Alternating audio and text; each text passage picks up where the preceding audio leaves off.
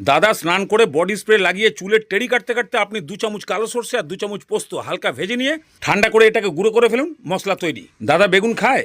তাহলে তেল গরম করে এরকম লম্বা লম্বা করে কেটে বেগুনটাকে দিয়ে দিন।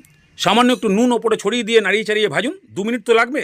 ততক্ষণে মাছের গায়ে নুন আর হলুদ মাখিয়ে গায়ে হলুদটা কমপ্লিট করে রাখুন। এতক্ষণে দেখুন বেগুনটাও মোটামুটি নরম হয়ে এসছে, মানে বেগুনের যে কাঁচা একটা ভোদরা টাইপের গন্ধ আছে ওটা চলে গেছে। এবার যতটা সম্ভব তেল ছেঁকে তুলে নিন। এবার ওই তেলটাকেই একদম ফুল হিটে রেখে মাছগুলোকে এক এক করে ছাড়ুন। উল্টে পাল্টে যেরকমভাবে ভাজে দুপিঠটা ভালো করে ভেজে নিন। দুপিঠটা ভালো করে ভাজা হয়ে গেলেই একে আর কড়াই থেকে তুলতে হবে না, ওই তেলের মধ্যেই সামান্য মেথি আর সামান্য কালো জিরে ফোড়ন হিসাবে দিয়ে একটু নাড়াচাড়া করলেই মেথি আর কালো জিরের ফ্লেভারটা পুরো ঢুকে যাবে। সঙ্গে সঙ্গে জল ঢেলে দিন আপনাদের প্রয়োজন মতো। এবার এর মধ্যে সেই ভাজা সর্ষে পোস্তর পাউডার, 4-5টা চেরা কাঁচা লঙ্কা দিয়ে দিন। যারা ঝাল খায় ডোলে মোলে খাবে। ঝোলটাকে হলুদ রং করার জন্য সামান্য হলুদ আর নোনতা করার জন্য পরিমাণ মতো নুন দিয়ে আগে একবার ভালো করে এটাকে মিশিয়ে দিন। তারপরেই ভাজা বেগুনগুলোকে ঢেলে দিয়ে ভালো করে একবার মিশিয়ে দিয়ে